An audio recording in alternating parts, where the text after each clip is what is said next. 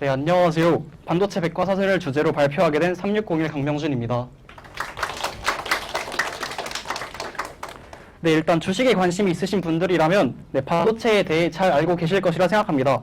우리나라에서 반도체 관련 주로는 크게 삼성전자와 SK하이닉스를 크게 뽑을 수 있습니다.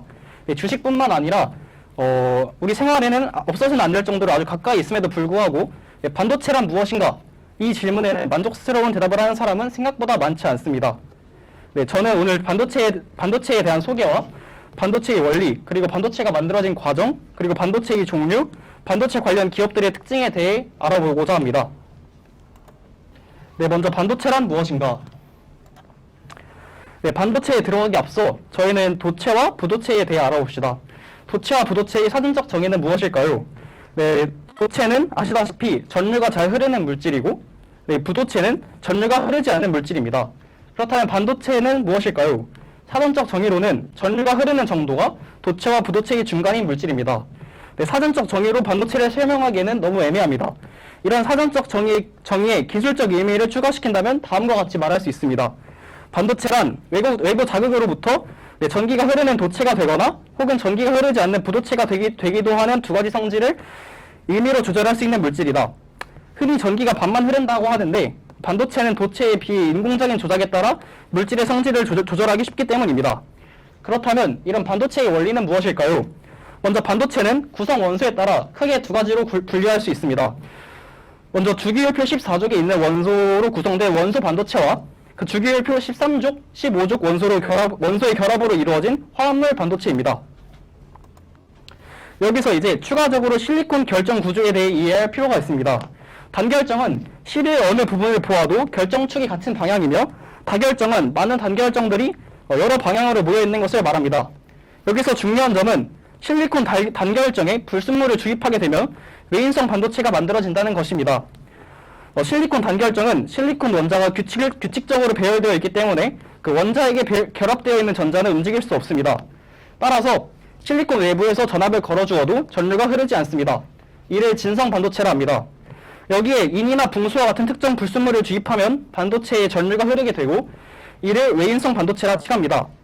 여기서 P형 반도체와 N형 반도체로 나뉘는데 붕수와 같은 13족 원소를 넣어주게 되면 전공이 생기게 되어 전압을 걸면 전류가 흐릅니다. 이를 P형 반도체라 하고 15족 원소를 넣어주면 잉여 전자가 생기게 되어 전압을 걸면 전류가 흐릅니다. 이를 N형 반도체라 합니다. 이제부터 반도체가 만들어지는 과정에 대해 알아보도록 하겠습니다. 반도체의 공정은 다음과 같이 복잡한 여러 밸류 체인을 거칩니다. 그러면 저희는 이제 반도체 8대 공정에 대해 알아볼 것인데 반도체 8대 공정이란 말 그대로 반도체가 완성되기까지 거치는 수백 번의 과정을 크게 8가지 공정으로 구분한 것입니다. 웨이퍼 제조, 산화 공정, 포토 공정, 식각 공정, 방막 공정 등등 거쳐 패키징을 마무리합니다. 그렇다면 이 하나하나 살펴볼 것인데 먼저 웨이퍼 공정이란 무엇일까요? 대부분의 웨이퍼는 주로 모래에서 추출한 규소인 실리콘으로 만들어집니다. 그렇다면 이 작은 모래 알갱이가 어떻게 이런 웨이퍼가 될 수 있을까요? 일단 우선 모래를 뜨거운 열로 녹여 순도 높은 실리콘 용액으로 붙이면 인곳이라는 실리콘 기둥이 완성됩니다. 이렇게 완성된 실리콘 기둥을 얇게 슬라이스에 잘라내면 여러 장의 얇은 원형판 웨이퍼가 나오게 되는 것입니다. 이제 바로 절단한 웨이퍼의 표면은 이제 흠결이 있고 거칠거칠해서 이 표면을 매끄럽게 갈아내는 과정이 필요합니다. 왜냐하면 웨이퍼의 표면을 보면 흠결은 회로의 정밀도에 영향을 주기 때문입니다. 이제 뉴스에서 등장하는 웨이퍼 사진을 보면 이제 격자 무늬로 되어 있는 것을 볼 수 있습니다. 근데 이제 여기서 웨이퍼라는 단어는 저희가 흔히 아는 웨하스에서 유래됐음을 볼 수 있습니다. 이렇게 만들어진 웨이퍼 한 장은 반도체의 주 재료가 됩니다. 웨이퍼의 두께가 얇고 이제 지름이 클수록 한 번에 생산할 수 있는 반도체 칩수가 증가하기 때문에 두께는 얇고 크기는 커지는 추세입니다. 이제 얇게 잘린 웨이퍼가 아직 전기가 통하지 않는 부도체 상태이기 때문에 반도체 성질을 가질 수 있도록 하는 작업이 필요합니다. 그러기 위해서는 먼저 산화 공정을 진행해야 하는데 웨이퍼 표면에 산소나 수증기를 뿌려 균일한 산화막을 형성합니다. 이 산화막은 반도체 제조 과정에서 웨이퍼 표면을 보호하고 그리고 앞으로 그려지게 될 회로와 회로 사이에 누설 전류가 흐르는 것도 막아줍니다. 일종의 든든한 보호막이 생기는 것인데 이제 여기까지 되면 시작할 준비가 되는 것입니다. 이제 다음으로 포토 공정을 살펴보도록 하겠습니다. 웨이퍼 위에 반도체 제조를 위해 설계된 회로를 그려내는 작업이 필요합니다. 밑그림을 새기는 작업은 사진을 현상하는 과정과 비슷하다고 해서 포토 공정이라 칭합니다. 이때 필름의 역할을 하는 것이 바로 마스크입니다. 마스크는 컴퓨터로 설계한 회로 패턴이 그려진 유리판을 말하는데, 이때 필름의 역할을 하는 것, 이제 마스크 회로들을 웨이퍼에 새기려면 우선 앞서 웨이퍼에 올린 산화막 위에 빛에 반응하는 물질인 감광을 얇고 균일하게 도포합니다. 이제 회로 패턴에 담긴 마스크에 빛을 통과시키면 웨이퍼 표면의 회로도가 그대로 찍히게 됩니다. 이제 포토 공정의 마지막입니다. 일반 사진을 현상하듯 현상액을 뿌려가면서 빛을 받은 영역과 그렇지 않은 영역을 선택적으로 제거해서 이제 패턴이 웨이퍼에 잘 그려졌는지 꼼꼼히 검사하고 이를 통과하면 다음 공정으로 넘어갈 수 있습니다. 이제 웨이퍼 위에 그려진 반도체 회로 패턴 외에 필요 없는 산화막 부분을 제거해 주어야 합니다. 이 웨이퍼의 액체나 기체의 부식액을 이용해 불필요한 부분을 선택적으로 제거해서 반도체 회로 패턴을 만드는 것입니다. 이때 식각을 위해 액체를 사용하면 습식 식각, 그리고 기체나 플라즈마를 이용하면 건식 식각이라고 합니다. 그리고 이제 반도체 공정 과정은 빌딩을 짓는 것과 비슷합니다. 웨이퍼 위에 포토 공정과 식각 공정을 여러 차례 반복하면서 층층이 레이어를 쌓는 것입니다. 이때 층층이 쌓인 회로를 구분하고 보호하는 절연막이 필요합니다. 이 얇은 막을 방막이라고 합니다. 웨이퍼 위에 원하는 분자 또는 원자 단위의 아주 얇은 반막을 입히는 것을 증착이라고 하는데, 두께가 아주 얇아서 웨이퍼 위에 균일하게 반막을 형성하기 위해서는 이제 정교하고 세밀한 기술력을 필요로 합니다. 이때 반도체가 전기적 성질을 가지게 하는 이온 주입 공정 또한 필요합니다. 이제 순수한 반도체는 전기가 통하지 않으므로 불순물을 넣어 주어서 전류를 흐르게 하는 전도성을 갖게 되는 것입니다. 여기서 이제 정리를 해보면 이제 웨이퍼 제조, 산화 공정, 포토 공정, 식각, 증착, 이온 주입 공정까지 거쳐서 이제 웨이퍼는 이제 전도성을 갖게 되었고 그 위에 수많은 회로가 만들어졌습니다. 이제 이 회로가 동작하기 위해서는 전기적 신호가 필요한데 이때 신호가 잘 전달되도록 회로 패턴에 따라 전기가 통하는 길을 만들어 주어야 합니다. 이 과정을 금속 배선 공정이라고 합니다.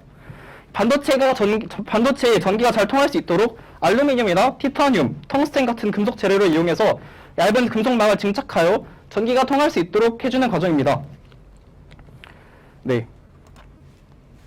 이제 이런 제조 공정들을 거친 반도체 칩은 이제 마지막을 향해 달려가고 있습니다. 그 다음은 EDS, 전기적 특성 검사를 통해 각각의 칩들이 원하는 품질 수준에 도달했는지 테스트하는 공정입니다. 즉 양품인지 불량품인지 구분해내는 단계입니다.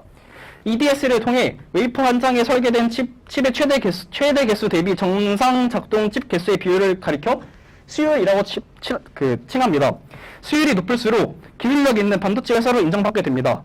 이렇게 EDS 공정을 거쳐 선별된 반도체 칩들은 기기에 탑재되기 적합한 형태로 만들어집니다. 이제 반도체의 마지막 공정, 패키징 공정에서 말입니다. 앞선 공정들을 통해서 완성되는 웨이퍼의 반도체 칩은 낱개로 하나하나 잘라내서 전자기기에 탑재될 수 있는 형태로 갖춰져야 합니다. 반도체 칩이 외부와 신호를 주고받을 수 있도록 길을 만들어줘야 하고 다양한 외부 환경으로부터 안전하게 보호받는 형태로 만들어야 합니다. 웨이퍼를 날개 칩으로 자르고 절단된 칩들을 PCB 기판 위에 올립니다.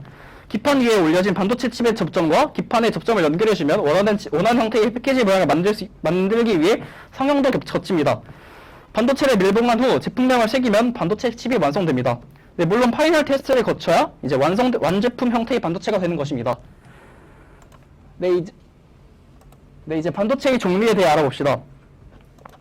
반도체는 크게 메모리 반도체와 시스템 반도체를 구분합니다. 메모리 반도체는 이제 기억, 저장하는 역할을 하는 반도체이고, 시스템 반도체는 데이터의 연산, 처리 등 논리적인 정보 처리에 사용되는 반도체입니다.